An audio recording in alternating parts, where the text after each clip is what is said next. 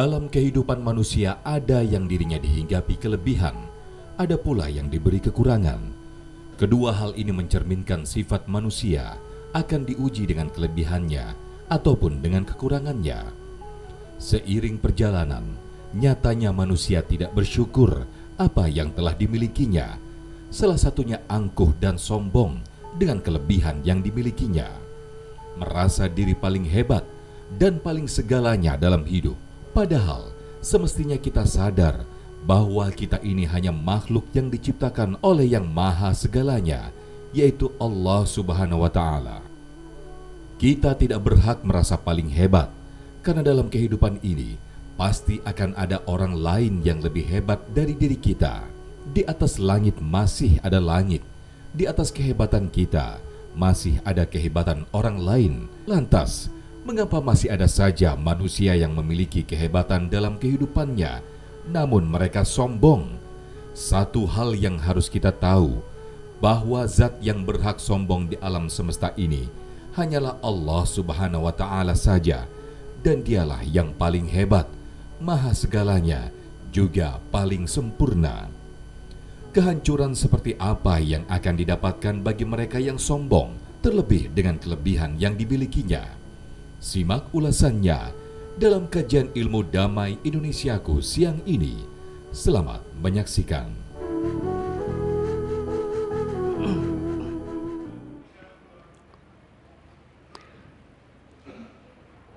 Assalamualaikum warahmatullahi wabarakatuh.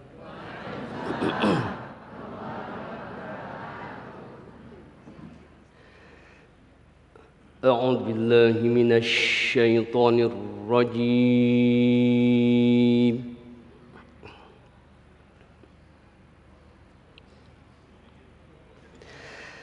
Bismillahirrahmanirrahim.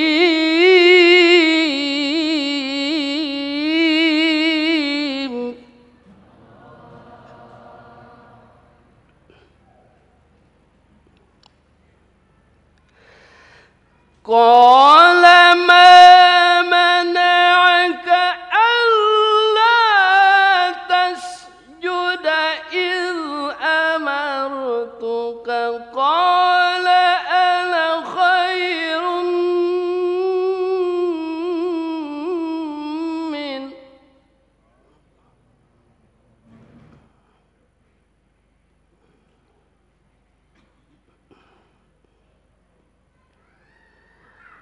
khalaqtani min narin wa khalaqtahu min tin.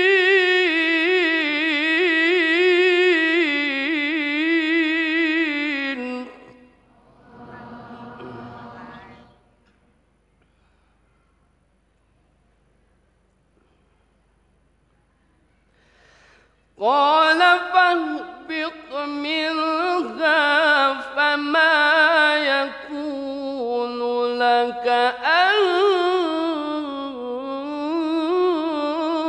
tatakabbar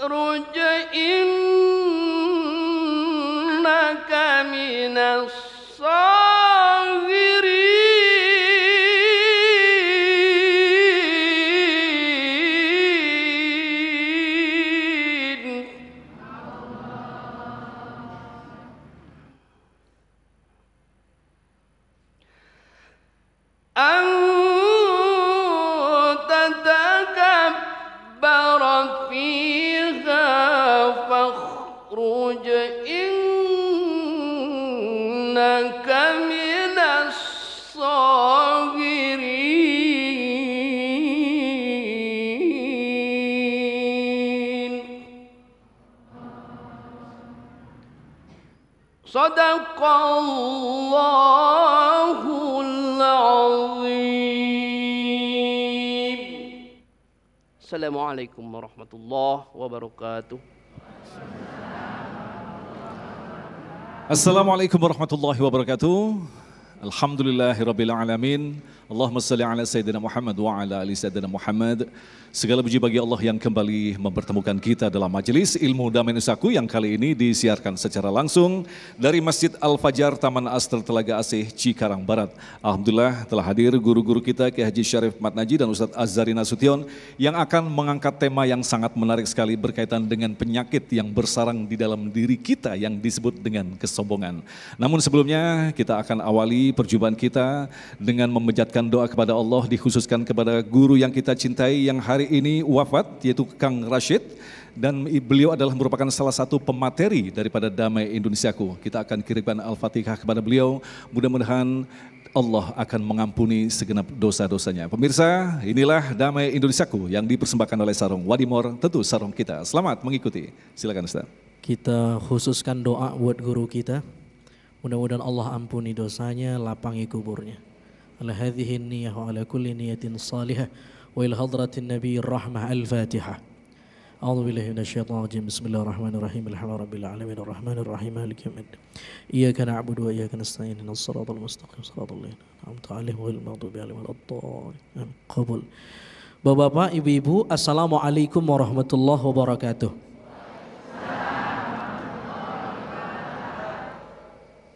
Alhamdulillahirabbil alamin. Allahumma salli ala sayyidina Muhammad wa ala ali sayyidina Muhammad. Mas Agung, guru kita Kiai Syarif Mat Naji, mudah-mudahan Allah sehatkan wal afiyah. Bapak-bapak, ibu-ibu, jamaah Damai Indonesiaku TV One yang dimuliakan Allah Subhanahu wa taala, kita mau bicara soal bab kesombongan.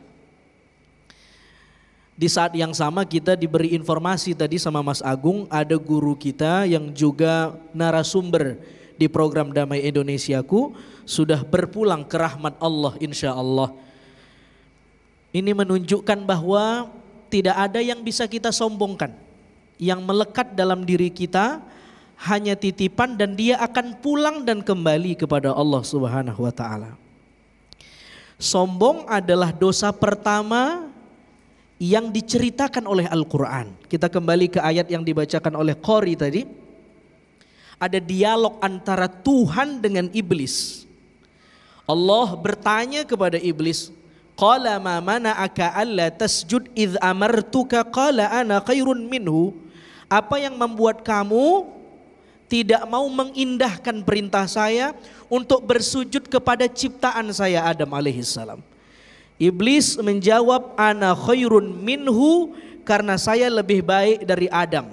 Secara materi penciptaan, khalaqtani min nar wa khalaqtahu min tin. Saya diciptakan dari material api, sementara Adam diciptakan dari material tanah. Saya berdarah biru, Adam itu makhluk rendahan.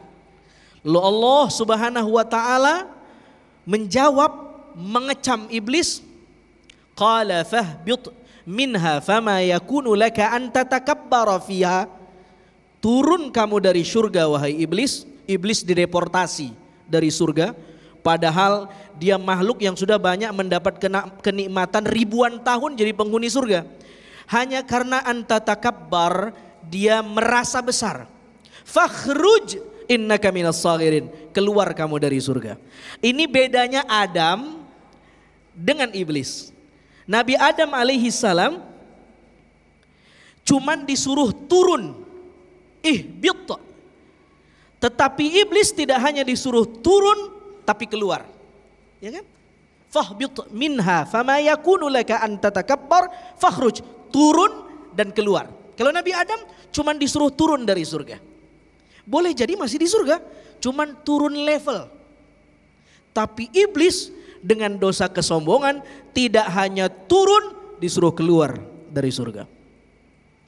Al-Quran juga menginformasikan kepada kita, kalla innal insana la yatgha ar-ra'ahu istaghna. Biasanya kata Al-Quran manusia itu menjadi sombong ketika dia melihat dirinya cukup. Dia melihat dirinya serba ada. Dia melihat dirinya nggak punya kekurangan sehingga dia berlaku sombong. Karena itu para imam sufi, Imam Al-Ghazali misalnya mengatakan ada tips kalau kita mau mengkerangkeng potensi sombong kita. Bagaimana caranya? Kata Imam Al-Ghazali, jangan pernah merasa lebih baik daripada orang. Betul nggak kira-kira? Bu, mana lebih baik kita atau orang? Kata Al-Ghazali, jangan pernah merasa lebih baik dari orang. Ketika kamu bertemu dengan seorang yang lebih muda dari kamu, kata Imam Al-Ghazali, orang ini tidak lebih tua dari saya karena itu pahalanya lebih banyak, karena potensi saya berbuat dosa jauh lebih lama, umur saya lebih tua dari dia. Ketika ketemu dengan orang yang lebih tua, kata Imam Al-Ghazali mengatakan, orang ini pasti lebih mulia dari saya karena dia lebih duluan sholat, puasa daripada saya. Umur saya masih 25 tahun, umur orang ini 50 tahun, berarti sudah lebih lama sholatnya. Ketika bertemu dengan orang yang alim, kata Imam Al-Ghazali, la syakka annahu khairun minni. Ini gak diragukan lagi, pasti dia lebih baik dari saya. Kenapa? Dia sholat dengan ilmu, zakat dengan ilmu, puasa dengan ilmu. Sementara saya sholat gerakannya, bacaannya cuma ikut-ikutan, bukan tanpa ilmu. Ketika bertemu dengan orang yang bodoh, jangan merasa lebih baik. La syakka annahu khairun minni, kata Al-Ghazali. Orang ini tentu lebih baik dari saya karena betapapun dia tidak lebih tahu dari saya, tapi ketidaktahuannya itulah yang membuat dia salah. Sementara saya berbuat salah karena saya tahu. Jadi Imam Al-Ghazali melatih kita. Bahkan terakhir kata Imam Al-Ghazali, kalau ketemu dengan orang non muslim yang dia belum syahadat, Imam Al-Ghazali bilang, fala syakka annahu khairun minni. Boleh jadi dia lebih baik dari saya. Kenapa? Orang ini mungkin belum dapat hidayah, saya dapat hidayah, tapi ujung nyawanya kita nggak tahu dia mati dalam keadaan Islam atau keluar dari Islam. Jadi ini cara yang diberikan Imam Al-Ghazali, jangan pernah merasa lebih baik dari orang. Kita kebalik, ketemu sama yang muda, tahu apaan sih lu tong? Gua nih tuaan nih, duluan gua ngaji, duluan gua taklim, ya bu ya. Ketemu sama yang lebih tua, alah masa mudanya gak kenal masjid, tua aja ke masjid baru. Salah mulu orang. Ya Allah, ketemu sama orang yang lebih tidak pintar dari kita, kita bilang, itu gimana nih, min ahlin nar. Ini sholatnya amburadul nih, gak pakai ilmu. Saya lebih baik, lebih khusyuk. Pasti sholat saya diterima, dia gak diterima. Ketemu sama yang lebih alim, ngomong doang, gak dilakuin. Semua orang dia anggap lebih rendah dari dirinya. Nah, ini tips dari Imam Al-Ghazali. Ada tips yang kedua, kata para ulama sufi, supaya kita tidak sombong, aplikasikan makna ihsan dalam diri kita. Kenapa orang kiber, kenapa orang sombong, kenapa orang takabur merasa besar? Karena dia merasa ada. Nabi mengajarkan ihsan itu maknanya adalah anta'budallaha ka'annaka tarahu fa illam takun tarahu fa innahu yaraka. Kamu membayangkan bahwa kamu melihat Allah, jika tidak bisa ketahui bahwa Allah melihat kamu. Ini gimana caranya ini? Gimana caranya kita bisa melihat, bagaimana caranya kita merasakan kehadiran Allah? Dijelaskan sama Ibn Arabi. Kata Ibn Arabi, caranya adalah anta'budallaha ka'annaka tarah. Fa illam takun tarahu. Kalau kamu berhasil membayangkan diri kamu gak ada apa-apanya, tarahu, kamu pasti bisa merasakan kehadiran Allah. Kenapa kita terhijab? Kenapa kita gak bisa merasakan kehadiran Allah? Karena kita gak merasa kehadiran Allah, kita merasa hanya kita yang ada.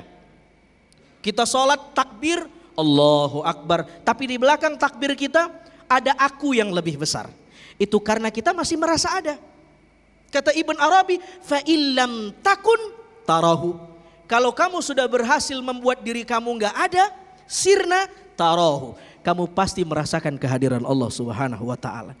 Saudara yang dimuliakan Allah Subhanahu wa taala, inilah yang tidak dirasakan Fir'aun.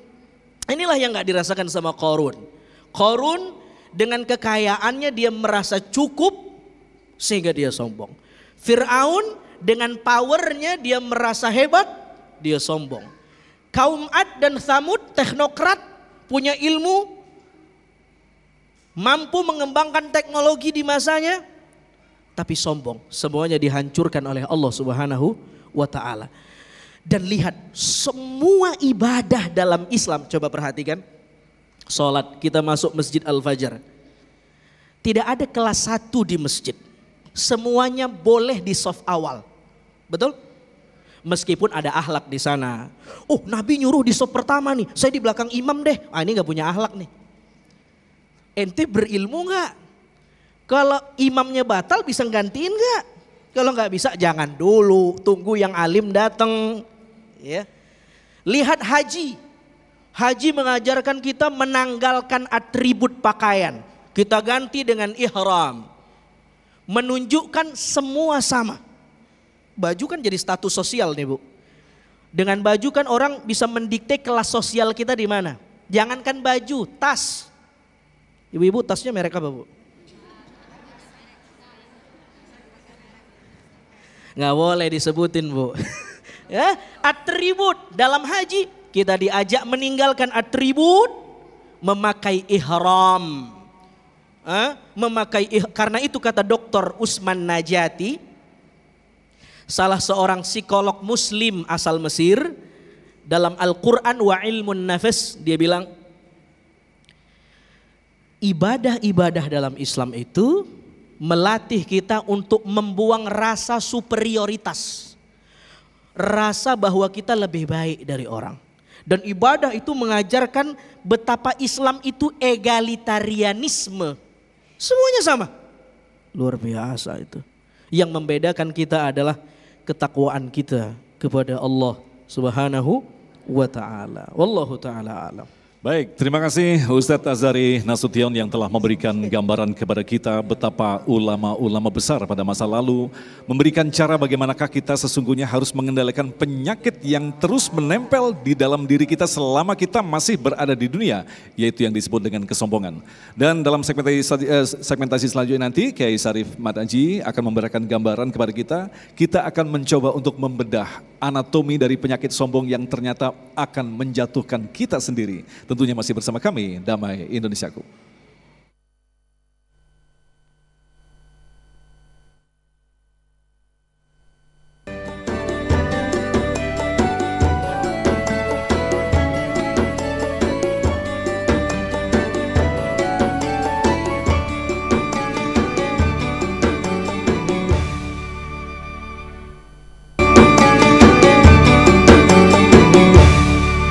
Baik, terima kasih pemirsa, Anda masih bersama kami Damai Indonesiaku yang mengangkat tema tentang penyakit hati yang disebut dengan kesombongan. Dalam segmentasi berikut ini, Kiai Syarif akan memberikan gambaran kepada kita untuk mengenali sifat sombong dan sekaligus dampaknya yang ternyata akan menghancurkan kita. Silakan, Kiai. Bismillahirrahmanirrahim. Assalamualaikum warahmatullahi wabarakatuh. Alhamdulillahirrabbilalamin. Allahumma salli wa sallim ala sayyidina Muhammad wa ala ali sayyidina Muhammad, amma ba'du. Jamaah sekalian berbahagia, pemirsa TV One dimanapun berada, mengawali ini saya juga ingin menyampaikan turut berduka cita karena saya kenal dekat dengan almarhum Allah yarham Kang Rashid. Semoga beliau husnul khatimah. Saya bersaksi bahwa beliau orang baik. Bahkan sebelum beliau sakit, saya sempat tampil bersama beliau. Beliau orang yang menjalankan apa yang Nabi perintahkan.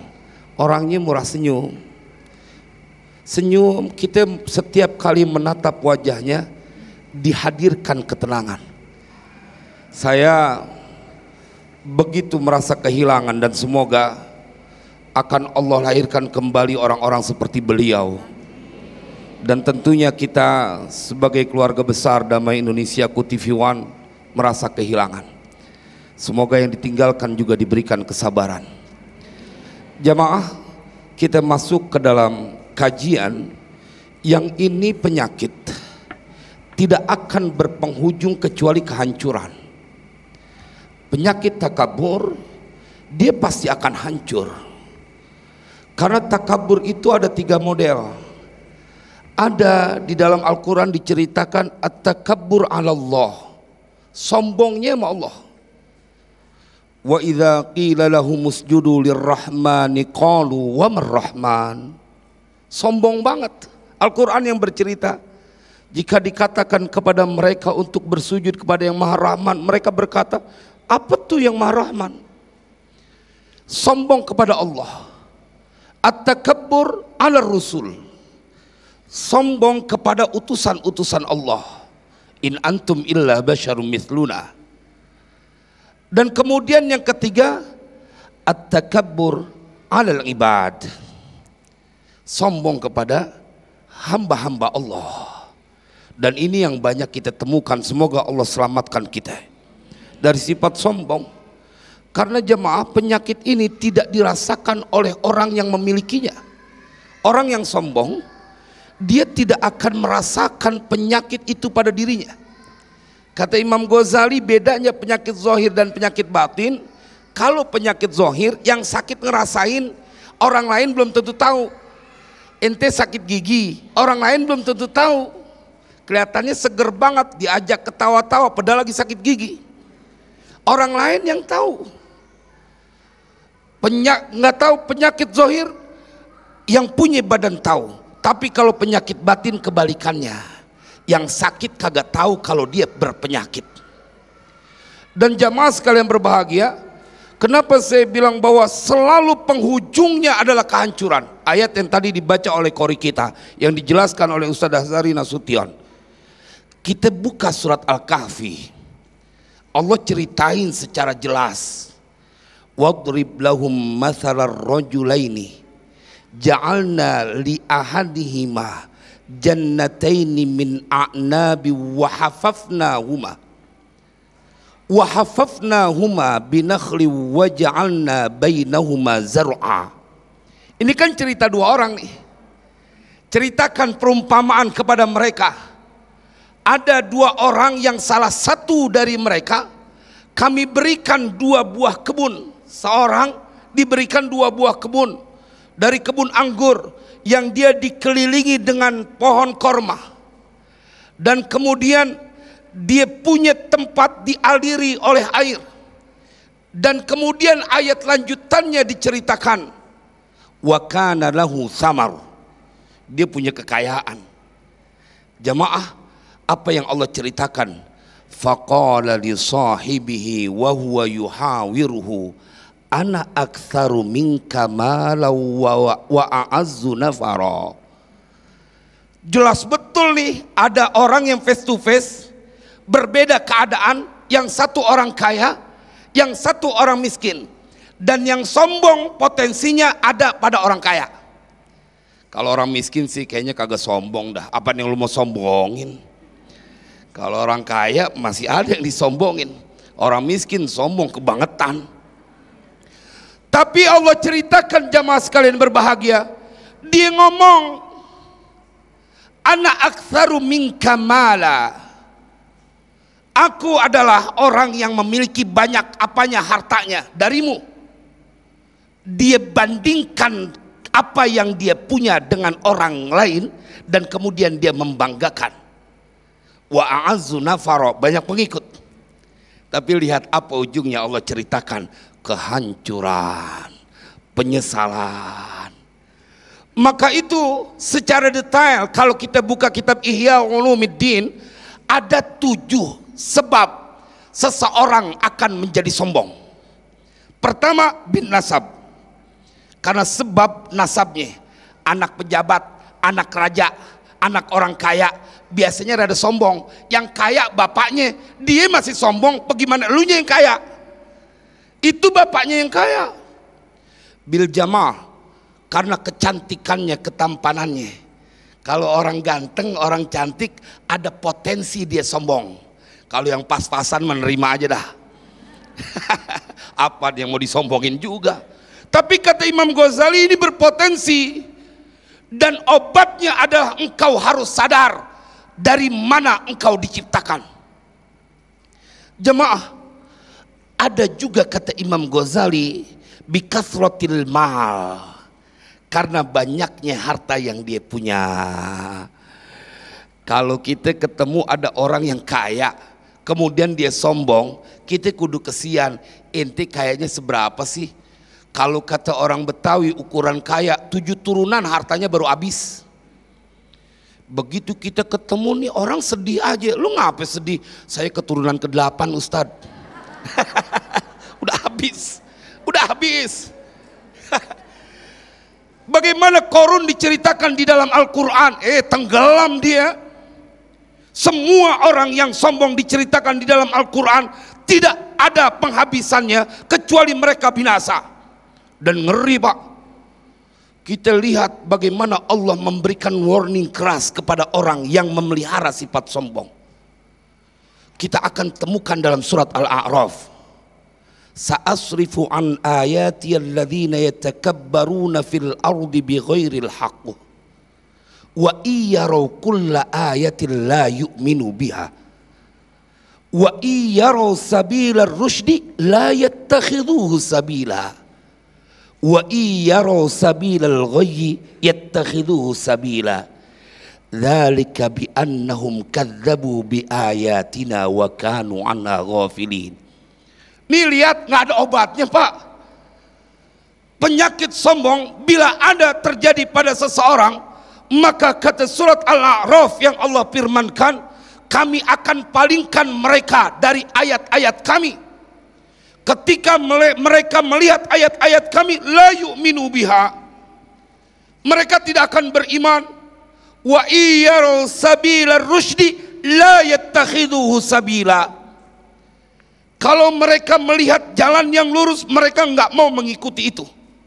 Dari sini Mas Agung, kita kudu berbesar hati. Siapapun engkau yang kumpul di Masjid Al-Fajar, yang saat ini sedang menyaksikan kajian TV One Damai Indonesiaku, maka sesungguhnya engkau boleh berbesar hati, bersih dari sifat sombong. Oh iya, kalau orang yang punya sifat sombong dia nggak demen ngaji, nggak demen ngaji. Kalau dia punya sifat sombong, nggak mungkin duduk bareng-bareng tanpa bertanya ke kiri dan ke kanan tentang kedudukan dan apa yang dia kenakan. Semoga manfaat. Masya Allah. Baik, terima kasih Kiai dan pemirsa yang dirahmati Allah. Insya Allah kita akan elaborasi tema yang sangat menarik ini dengan menjawab pertanyaan Anda, dan telah kami siapkan 3 segmen untuk Anda. Kita berikan kesempatan terlebih dahulu kepada Bapak Cecep Saifuddin. Bapak Cecep silakan.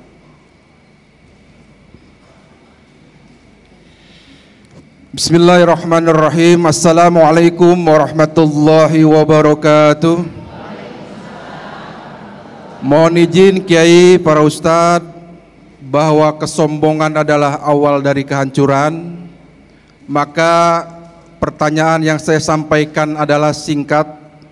Bagaimana caranya kita menghilangkan kesombongan yang ada di dalam hati kita supaya kita merdeka dari kesombongan. Syukron, jazakumullah khairan katsira. Assalamualaikum warahmatullahi wabarakatuh. Waalaikumsalam warahmatullahi wabarakatuh. Sebuah pertanyaan yang menarik sekali. Insya Allah kita akan jawab selepas pesan-pesan berikut ini. Tetaplah bersama kami Damai Indonesiaku yang dipersembahkan oleh Sarung Wadimor, tentu sarung kita.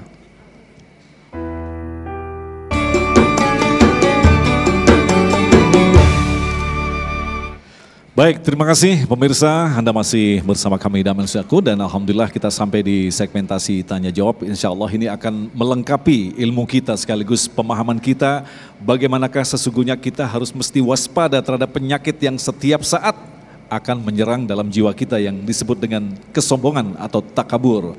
Pertanyaan pertama tadi disampaikan oleh Bapak Cecep Syaifuddin, akan dijawab oleh Ustadz Azhari berkaitan dengan apakah bisa kita menghilangkan sifat sombong yang ada dalam diri kita, Ustadz. Bismillahirrahmanirrahim. Allahumma sholli ala sayyidina Muhammad wa ala ali sayyidina Muhammad. Bagaimana cara kita membersihkan diri kita dari sifat sombong? Sombong ini kan penyakit jeroan kita nih Pak. Betul ya Bu ya? Penyakit jeroan kita. Tadi sebenarnya kita udah uraikan gimana cara kita bisa membersihkan diri dari sifat sombong. Satu, sombong itu bahasa Arabnya kiber, sombong. Artinya makna dasar dari kata kiber itu adalah kaf, ba, ro, artinya besar. Kenapa orang sombong? Karena dia merasa besar. Jadi cara bagaimana kita bisa membersihkan diri dari sifat sombong, jangan merasa besar, tapi merasalah kecil di hadapan Allah Subhanahu wa ta'ala. Bahwa kita expirednya ada limitnya. Dunia ini kalau diibaratkan, maka kita sebenarnya tinggal atau tunggu, sedang ngantri di gate aja. Tinggal nunggu boarding passnya kapan dikasih Israel. Habis itu kita wafat. Cuman transit saja di dunia. Dia bukan terminal akhir. Kita sedang nge-time aja nih di dunia Pak. Kita bakal pulang ke Allah Subhanahu wa ta'ala. Karena itu kata Nabi SAW, al-kibriya ridai. Kebesaran itu, kesombongan itu, ridai adalah atributku kata Tuhan. Jadi siapa yang memakai atribut Tuhan, maka dia merasa besar. Nah, ini yang disebut sombong itu. Karena itu Fir'aun saking sombongnya dia mengatakan ana rabbukumul a'la. Jadi Fir'aun bukan gak ngaku Tuhan, ya. Fir'aun bukan gak mengaku Tuhan, dia mengaku Tuhan. Dia mengaku ada Tuhan maksud saya. Tetapi kesalahan Fir'aun, di samping dia mengaku ada Tuhan, dia berkata di antara Tuhan-Tuhan yang ada, dia Tuhan yang paling tinggi. Itu dia tuh. Ana rabbukumul a'la. Saya Tuhan yang al-a'la, superlatif tuh, paling tinggi. Jadi kalau kita bertuhan tapi merasa paling tinggi, pongah, jumawa, kita memakai mazhab Fir'aunisme. Fir'aunnya udah mati, tapi watak dan tabiatnya belum mati. Akan ada Fir'aun yang lain. Dia merasa tinggi. Dialah yang paling hebat. Fir'aunisme. Jadi cara kita untuk melumpuhkan sifat sombong, kita merasa kecil. Kata Ibn Arabi, mutawahham. Kita ini partikel renik, kecil, nggak ada apa-apanya. Karena itulah dalam sholat, gestur pertama, kalimat pertama yang kita lafalkan Allahu Akbar. Kalimat itu ingin melatih kita supaya tidak ada tujuan dalam sholat kecuali Allah Subhanahu wa ta'ala. Itu menarik sekali itu Pak. Saya baca di Nuruddin Iter, beliau bilang begini ini Allahu Akbar, begini ini lambang menafikan sesuatu. Orang Arab kalau bilang enggak, saya enggak, tuh diginiin tangannya.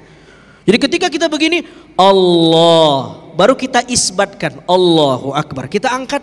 Enggak ada yang kita sembah, tidak ada yang lebih besar untuk kita tuju kecuali Allahu Akbar, kecuali Allah yang maha besar. Mengkerdilkan diri, ada sikap ruku, inhina, membungkukkan badan. Mudah-mudahan bermanfaat. Kiai Sarif, kalau kita kembangkan, kita perhatikan bahwa sifat sombong ini dalam tanda petik sengaja dititipkan Allah di dalam diri kita. Ada banyak motivator yang bahkan mengatakan kita harus memanfaatkan banyak potensi-potensi sifat yang ada dalam diri kita. Salah satunya sifat sombong, kemudian marah. Jadi sebenarnya apakah mungkin kita benar-benar menghilangkan sifat sombong ini? Sementara di lain sisi ada satu ayat yang mengatakan kelak nanti kalian di surga aku angkat kecemburuan, kedengkian. Selama di dunia memang bisa kita menghilangkan sifat sombong. Yang ditanyakan oleh Mas Agung senada dengan terapi yang disampaikan oleh Allah dalam surat Al-Imran. Ketika Allah menceritakan zuyyina linnasi hubbus syahawati minan nisa'i wal banina wal qanatiril muqantara minadz zahabi wal fiddah wal khailil musawwamati wal an'ami wal harth dzalika mata'ul hayatid dunya wallahu indahu husnul ma'ab. Jadi kalau kita kembali kepada Al-Qur'an, kita akan diingatkan itu tuh yang membuat orang dalam kehidupan dunia menjadi sesuatu yang dibanggakan. Padahal kalau kita teruskan terapi pada ayat lanjutannya, qul a'unabbi'ukum bi khairim min dzalikum lilladzina taqaw 'inda rabbihim jannatun tajri min tahtihal anharu khalidina fiha wa azwajum mutahharatu wa ridwanum minallah wallahu basirum bil ibad. Itu dikecilin banget sama Allah. Tuh yang disebut dengan kesenangan dunia, mereka cinta dihiasi, cinta dengan wanita, cinta dengan anak, kemudian cinta dengan harta yang bertumpuk, dikasih bayan. Apa tuh? Qanatiril muqantarah minadz zahab wal fiddah wal khailil musawwamah wal an'am wal harth. Dia punya emas, perak, dia punya kendaraan, binatang ternak, dia punya ladang yang luas. Tapi kata Allah, dzalika mata'ul hayatid dunya. Itu kagak pantas dibuat kebanggaan buat umat Nabi Muhammad. Kekecilan, karena kata Allah, lilladzina taqaw 'inda rabbihim jannatun tajri min tahtihal anhar.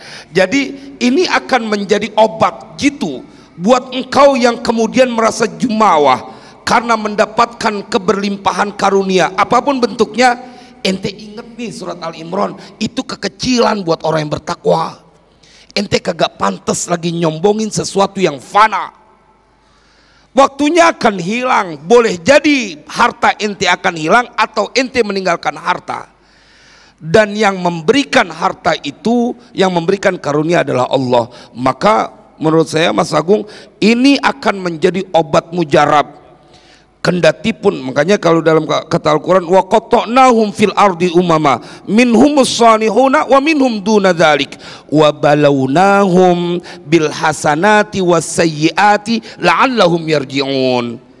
Emang udah kodratnya begitu, tapi Allah berikan itu ujian, bentuknya kebaikan maupun kesusahan, ujian semuanya. Semuanya ujian, artinya mustahil kita menghilangkan, tetapi kita mengendalikan.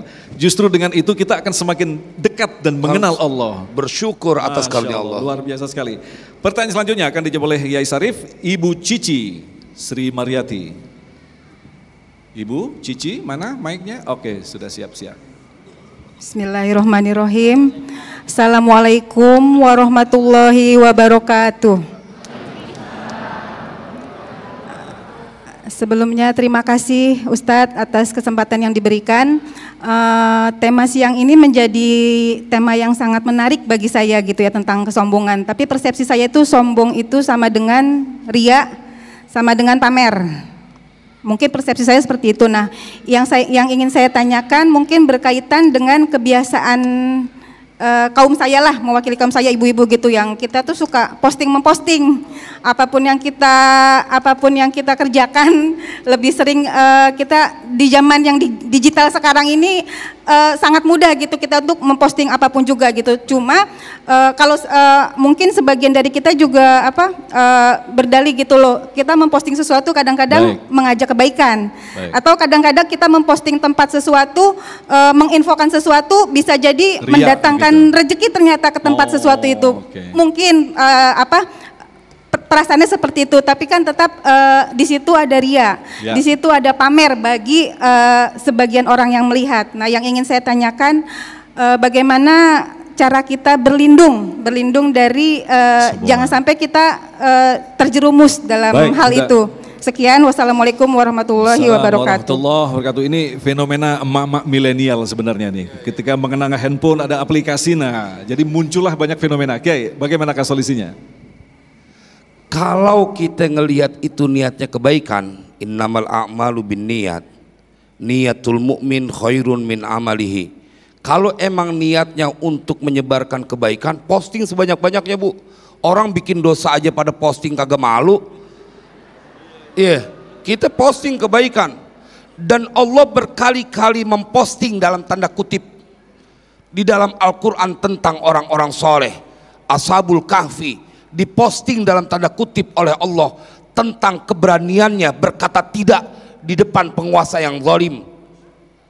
Allah memposting dalam tanda kutip cerita orang-orang yang mereka dengan sabar pada saat berpisah dengan orang yang dia cintai. Nabi Yakub berpisah dengan Yusuf. Allah memposting dalam tanda kutip di dalam Al-Quran cerita tentang orang-orang yang akan mendapatkan kenikmatan di surga. Jemaah, ini semuanya dalam bentuk posting tanda kutip tentunya, sesuatu yang diperlihatkan, diceritakan, tetapi tujuannya adalah karena Al-Quran itu adalah dibawa oleh baginda Rasulullah SAW dan pesan dari Allah, wa ma nursilul mursalina illa mubasyirina wa mundhirin faman amana wa aslaha fala khaufun alaihim wa lahum yahzanun. Jadi kalau niatnya kebaikan, maka postinglah. Salat berjamaah posting, tapi jagain hati. Orang-orang LGBT pada diposting. Naudzubillah. Lakukan itu. Saya berkata bahwa lakukan jikalau engkau bisa menata hati. Ya Rob, saya ingin mengimbangi berita di Facebook misalnya atau dimanapun, supaya orang lebih banyak mengkonsumsi tentang contoh teladan kebaikan. Tapi memang harus ada konsekuensi, komitmen di dalam hati. Ustadz, masuk nggak ke dalam ria? Tergantung. Kalau ente emang mau pamer ya ria namanya. Tapi kalau ente ingin mengajak kepada kebaikan, maka masuk ente diceritakan dalam Al-Quran, wal takum minkum ummatu yad'una ilal khair wa ya'muruna bil ma'ruf wa yanhauna 'anil munkar ulaika humul muflihun. Oh, apresiasi dari Allah tuh, ente adalah orang yang diceritakan dalam Al-Quran oleh Allah. Teruslah memposting kebaikan sembari menata hati supaya tidak terjebak dalam pamer dan mendapatkan pujian dari selain Allah. Kalau pujian dari Allah ya sesungguhnya, mungkin itu yang luar biasa. Ibu sudah jelas ya, jadi intinya pada niat ya. Baik, selanjutnya kami persilakan Bapak Ari Isdiana yang nanti akan dijawab oleh Ustadz Azhari. Bapak Ari silakan. Assalamualaikum warahmatullahi wabarakatuh. Maaf Pak Kiai, Pak Ustadz, pertanyaan saya, bagaimana kita mensikapi terhadap orang yang sombong terhadap diri kita? Simpel saja seperti itu. Terima kasih. Assalamualaikum warahmatullahi wabarakatuh. Baik, terima kasih atas pertanyaan yang sangat luar biasa. Kita akan jawab selepas pesan-pesan berikut ini. Tetaplah bersama kami. Damai Nusaku yang dipersembahkan oleh Sarung Wadimor, tentu sarung kita.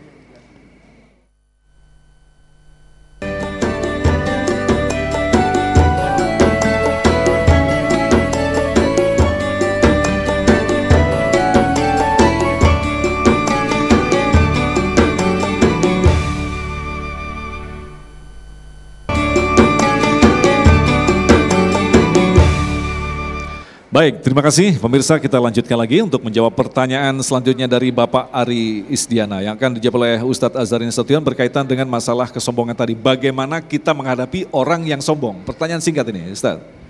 Iya, itu ada satu ungkapan tuh, at-takabbur 'alal mutakabbir shadaqah. Sombong sama orang yang sombong shadaqah. Sombong sama orang yang sombong shadaqah dengan niat litarbiyah, untuk mendidik dia supaya jangan sombong lagi. Jadi niatnya membalas kesombongan itu bukan kita mau sombong juga, bukan. Kita balas kesombongan itu buat kasih dia pendidikan, udah jangan sombong. Di atas langit masih ada, di atas alis masih ada. Ininya dicukur, ngalisnya di sini. Saudara yang dimuliakan Allah Subhanahu wa taala, jadi memang ada beberapa kondisi di mana kesombongan itu diperlukan. Satu, sombong terhadap orang yang sombong. Yang kedua, kata para ulama, sombong di medan perang. Bertempur dengan musuh, tidak menunjukkan kita lemah, jangan. Tapi sombong dengan musuh supaya mereka gentar. Ini loh, ini kita punya nih, ini kita punya. Jadi ada beberapa. Yang ketiga kata para ulama, sombong untuk menunjukkan bahwa dia nggak butuh dunia. Misal ketika dia sedekah sama orang, lalu dia bilang, udah ini hak antum, antum lebih membutuhkan. Insya Allah saya cukup. Kata-kata insya Allah saya cukup bukan menunjukkan dia 100% sombong, tidak. Sehingga nggak butuh dunia, cuman orang yang cukup. Tapi menunjukkan bahwa dia sedang menghina dunia, sedang mengkerdilkan dunia, sedang mengkecilkan dunia. Karena ukuran dunia, kata Nabi SAW, jika dikonversi nilai dari dunia ini tidak lebih dari seberat sayap lalat. Ya, coba tuh. Dunia itu Pak, nilai dunia sayap lalat. Bapak makanya punya bini, ya bang, beli emas ngapa bang? Bang, beli tas ngapa bang? Kasih tahu, seukuran lalat doang itu mah. Dunia cuman seukuran lalat doang. Jadi saudara yang dimuliakan oleh Allah Subhanahu wa taala, ya, sombong kepada orang yang sombong. Hanya begini yang perlu digarisbawahi. Sombong itu kan tidak baik. Lalu kita balas dengan kesombongan. Tidak baik dilawan dengan tidak baik, itu masih adil. Di atas adil ada namanya ihsan. Ihsan itu adalah mengambil atau menjalankan kewajiban lebih banyak daripada yang semestinya, mengambil hak lebih sedikit daripada yang semestinya. Masuk kantor 7:30, tapi Anda datang jam 7, maka bukan cuman adil, tapi itu ihsan. Kalau masuknya 7:30, adil. Gitu kira-kira ya. Orang sombong dengan kita, kita balas dengan sombong. Ini masih kacamata adil. Tapi kalau mau naik kelas daripada itu, dia balas dengan sesuatu yang sifatnya akhlak, maka ini bukan cuman adil tapi ihsan. Mudah-mudahan Allah memberi taufik kepada kita bisa menjadi orang-orang yang ihsan. Amin. Nah, Kiai Syarif, berkaitan dengan apa yang dijelaskan tadi, sombong dengan maksud memberikan pelajaran. Ini kalau kita contoh konkret dalam kehidupan kita sehari-hari sebagai seorang profesional begitu ya. Dalam sebuah teamwork. Teamwork ini kan artinya satunya harus unggul, semuanya harus unggul, maka kita akan menghasilkan sebuah keunggulan. Tapi kadang-kadang, katakanlah di departemen tertentu begitu ya, dia mengatakan kalau kamu nggak ada departemen saya, ya kamu bukan siapa-siapa. Sebaliknya juga begitu, ya kan? Nah, artinya bagaimanakah kita bisa saling memberikan sombong sebagai pelajaran? Ini bagaimanakah kita mengimplementasikan dalam kegiatan profesional ini, Kiai? Orang kayak gitu banyak Mas Agung, banyak banget gitu. Nabi diceritakan dalam Al-Quran merasakan itu ketika Allah berfirman, wa minan nasi may yu'jibuka qawluhu fil hayatid dunya wa yushhidullaha ma fi qalbi wa huwa aladul khisam. Dan pada saat itu engkau ya Muhammad dibuat kagum dengan ada orang yang menganggap bahwa dirinya lebih baik gitu ya kan. Ini sama nih kan, dia merasa berperan paling banyak gitu. Padahal sesungguhnya dia tidak bisa mendapatkan itu tanpa dari bantuan orang lain, dan itu memang penyakitnya. Bagaimana menghadapi orang seperti itu? Pertama, kalau kita tahu bahwa orang yang sombong pasti akan binasa, itu kata kuncinya. Maka kita sebenarnya tenang aja, kecuali kalau memang kita mampu untuk menghentikan tadi dengan kesombongan. Cuman kan kalau sama pimpinan kita kagak bisa sombong. Begitu kita mau sombong dikit kita dikeluarin. Iya. Tapi pasti bahwa ketika ada orang yang sombong, dia akan dihinakan oleh Allah, dia akan hancur. Tinggal nunggu waktu aja. Kalau bahasa Betawinya wait and see. Gaya dikit. Tetapi bagaimana dengan kita? Ente jangan ketakutan, ente punya Tuhan. Manusia boleh punya rencana, tapi Allah bila menjaga engkau dari kesombongan atau kemadharatan, rencana jelek orang, inti mah tenang-tenang aja. Wa iyam sasqallahu bidurin fala kashifa lahu illahu wa iyuridka bi khairin fala radda li fadlihi yusibu bihi may yasha'u min ibadihi wa wal ghafurur rahim. Jadi tenang aja, ada orang yang jadi setan aku biarin aja. Karena Allah tidak akan pernah menyia-nyiakan perbuatan hambanya. Jadi buat siapapun engkau yang sedang dizalimi, bahkan karya besarmu tidak dinilai, karena dia merasa bahwa dia yang paling berperan. Tenang aja, manusia boleh ditipu daya sama dia, Tuhan ente kagak. Karena Allah Maha mengetahui. Nazahu kok, iya bakalan hancur. Luar biasa Kiai. Selanjutnya kita persilakan pada Akila. Silakan. Bismillahirrahmanirrahim. Assalamualaikum warahmatullahi wabarakatuh. Terima kasih kepada Pak Kiai dan Pak Ustadz telah memberikan saya kesempatan. Mohon izin bertanya. Saya biasanya melihat ada seseorang yang sangat percaya diri atas kemampuan yang dia miliki. Tetapi dari kepercayaan dirinya tersebut menjadikan orang tersebut bersikap sombong. Nah, pertanyaan saya, bagaimana caranya tetap menjadi percaya diri tanpa berubah menjadi orang yang bersikap sombong? Syukran, jazakallahu khairan. Terima kasih. Wassalamualaikum warahmatullahi wabarakatuh. Waalaikumsalam. Kiai Sarif, ini menarik sekali, percaya diri dan kesombongan. Ini satu keluarga kayaknya. Iya. Beda banget ya kalau yang nanya emak-emak sama yang masih muda. Nadanya rapi gitu. Ya, ini ada potensi ibu-ibu ngalah aja deh menghilangkan yang muda. Dulu kan ibu pernah muda juga. Jamaah, ada potensi orang yang ketika dia sangat overconfident ya, keluar dari batas kepercayaan dirinya. Dalam surat Az-Zukhruf Allah ceritakan ini terjadi kepada orang-orang kafir Quraisy ketika mereka bikin sebuah pertanyaan. Wa qalu laula nuzila hadzal qur'anu ala rajulin minal qaryataini 'azim. Wah, dia overconfident banget tuh. Dia sangka bahwa kalau dalam tafsirnya itu adalah penduduk Mekah dan penduduk Taif. Mereka komplain kenapa Al-Quran diturunkan kepada Nabi Muhammad. Mereka merasa mereka yang lebih berhak, percaya diri betul, tapi penilaian sesungguhnya dari Allah. Itulah yang kemudian akan membuat kita tidak pernah berkecil hati, kendati pun memang kita nggak bisa memberhentikan kesombongan mereka dengan kesombongan yang lain. Kan tadi dibolehkan tuh memberhentikan kesombongan mereka atau niatnya untuk memberikan pelajaran. Ini pada saat kita nggak punya kemampuan, maka engkau selalu mempunyai pertolongan dari Allah Subhanahu wa Ta'ala. Nah, bagaimana menyelamatkan supaya tetap percaya diri? Nggak boleh jadi orang minder, nggak boleh. Umat Nabi Muhammad nggak boleh jadi orang yang minder. Dalam urusan dunia umat Nabi Muhammad pantang menundukkan wajahnya karena label dia sebagai umat Nabi Muhammad kelewat mulia. Tapi kita kudu jagain jangan sampai nyerempet ke arah sombong. Gimana caranya? Kita diajarin. La haula wala quwwata illa billah. Selama engkau berkata bahwa ini adalah karena kekuatan pertolongan dari Allah, maka engkau terbebas dari sifat sombong. Yang sombong ketika engkau merasa engkau yang melakukan itu tanpa ada bantuan dari Allah. Waliyadzubillah. Jadi kalau kayak begitu Neng selamat ya Neng. Selamat. Mamanya mah ya tenang-tenang aja dah. Baik, terima kasih Kiai. Pertanyaan selanjutnya dari Bapak Syahlani. Oke. Assalamualaikum. Assalamualaikum warahmatullahi wabarakatuh.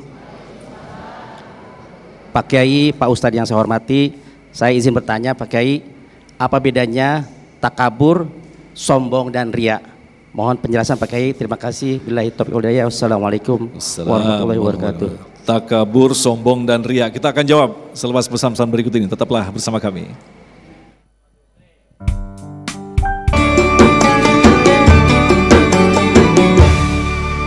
Terima kasih pemirsa, Anda masih bersama kami dan Mensaku yang mengangkat tema tentang penyakit hati yang disebut dengan kesombongan. Ini adalah pertanyaan terakhir akan dijawab oleh Ustadz Azhari berkaitan dengan apa bedanya antara takabur, sombong dan riya. Silakan Ustadz. Bismillahirrahmanirrahim. pakar leksikografi Al-Quran Imam Raghib Al-Asfahani dalam Mu'jamnya mengatakan ada kibr, ada takabur, ada istikbar. Kibr itu sombong secara umum. Takabur ingin menunjukkan makna merasa besar, namanya takabur. Istikbar ingin dibesar-besarkan. Walhasil baik kibr, takabur, istikbar, tiga-tiganya menunjukkan makna kesombongan meskipun ada titik tekan yang berbeda. Lalu kemudian riya. Saya ingin sadur penjelasan Imam Ali bin Abi Thalib. Siapa ciri orang yang riya itu? Kata beliau, pertama ada 3, yaksalu idza kana wahdah. Dia males beribadah, kualitas ibadahnya rendah kalau dia sedang sendirian. Jadi kalau sholat sendirian males-malesan. Baca Quran, Bismillahirrahmanirrahim, Yasin, Sadaqallahul Azim, tutup lagi. Kata Imam Ali, yang kedua ciri-ciri orang yang riya itu adalah yang pertama tadi dia malas kalau sendirian, yang kedua dia semangat idza kana finnas kalau lagi rame orang. Bukan main. Dia upload tuh. Guys, ini mata bengep banget nih. Habis tahajud semalam suntuk. Flexing ibadah, pamer. Ini kata Imam Ali, ini bukan kata saya, ya. Ini mari kita jadikan 3 ciri ini sebagai alat ukur. Kira-kira kita masuk orang yang riya enggak? Saya udah ngukur, kayaknya saya juga masuk. Yang ketiga kata Imam Ali, ya, yazidu idza uthniya alaih wa yanqus idza dhumma. Dia tambah amal ibadahnya kalau dia dipuji-puji orang. Masya Allah Ji, ente gak ada duanya deh Ji. Emang dia gak ada kembarannya Bu? Wa yanqusu idza dhumma. Tapi kalau dicaci, dia kendor tuh kuantitas ibadahnya. Dia turunin kuantitas ibadah. Sekarang kita ukur. Kualitas kita baca Quran, kalau di majelis sama sendirian sama gak? Kualitas kita sholat sendirian sama berjamaah sama gak? Jadi kalau kita kemudian semangat diramai orang, lalu kemudian gak semangat kalau lagi sendirian, maka kata Imam Ali itu gejala hipokrit, gejala kemunafikan. Riya, dia beribadah ingin dilihat orang. Dia beribadah sum'ah, ingin didengar orang. Inilah yang dikecam oleh Al-Quran. Fawailul lil musallina alladzina hum an salatihim sahun. Celaka orang-orang yang sholat. Orang yang sholat yang bagaimana yang celaka? Apakah semua orang yang sholat celaka? Tidak. Yang celaka adalah alladzina hum yura'una. Dia sholat tetapi sholatnya ingin dilihat orang. Yura'una, ingin dinilai orang. Mudah-mudahan kita diberi taufik dan hidayah untuk menjadi orang yang ikhlas. Allahumma rzuqnal ikhlasa fin niyyah wal qawli wal amal. Amin ya Allah ya Rabbal Alamin. Sayang sekali waktu kita sangat singkat. Kiai Syarif, Kiai Azhar Nasution yang telah memberikan ilmu yang sangat luar biasa sekali, nasihat yang sangat luar biasa sekali. Mudah-mudahan apa yang telah kita simak tadi akan menjadi bahan bagi kita untuk semakin memantapkan keimanan kita dan semakin mewaspadai bahwa penyakit sombong mampu bersarang secara lembut di dalam hati kita, seakan-akan kita merasa beriman, padahal justru itulah bentuk kesombongan yang nyata. Na'udzubillah min dzalik. Kita akan berdoa bersama tentunya selepas pesan-pesan berikut ini. Damai Indonesiaku.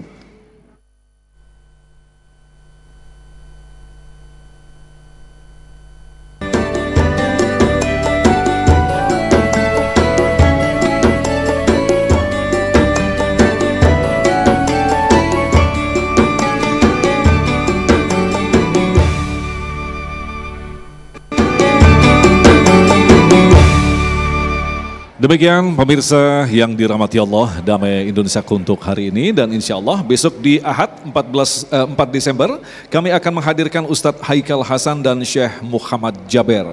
Agung Izul Haq dan kerabat kerja yang bertugas serta pendukung acara ini Sarung Wadimor, tentu sarung kita, mengucapkan terima kasih atas perhatian Anda. Assalamualaikum warahmatullahi wabarakatuh. Jamaah sekalian berbahagia, kita akhiri majlis mulia dengan sama-sama berdoa. Bismillahirrahmanirrahim. Alhamdulillahirabbil alamin. Allahumma shalli wa sallim ala sayyidina Muhammad wa ala ali sayyidina Muhammad. Allahumma inna nas'aluka ridhaka wal jannah wa na'udzubika min sakhatika wan nar. Allahumma innaka anta afuwun karim tuhibbul afwa fa'fu anna ya karim. Ya Rahman ya Rahim, bersihkan hati kami dari segala penyakit hati. Hilangkan sombong dari diri kami, hilangkan ria, hilangkan ujub, hilangkan semua penyakit hati yang menyebabkan kami menjadi orang yang kau murkai. Ya Allah, bimbing kami untuk terus melakukan ketaatan tanpa mengenal lelah. Dari majlis mulia ini kami meminta kepadamu ya Rabb, berikan keberkahan negeri ini, bimbing pemimpin-pemimpin kami, jadikan mereka pemimpin-pemimpin yang amanah, yang sayang kepada rakyatnya, yang memikirkan rakyatnya, dan menjadi orang-orang yang senantiasa bertanggung jawab dengan kepercayaan yang rakyat berikan. Ya Allah, selamatkan negeri ini dari segala kejahatan makhlukmu. Rabbana atina fid dunya hasanah wa fil akhirati hasanah wa qina adzabannar wa adkhilnal jannata ma'al abrar ya aziz ya ghafar ya sattar ya rabbal alamin. Sallallahu alaihi wasallam Muhammadin wa ala alihi wasallam walhamdulillahi rabbil alamin. Wassalamualaikum warahmatullahi wabarakatuh.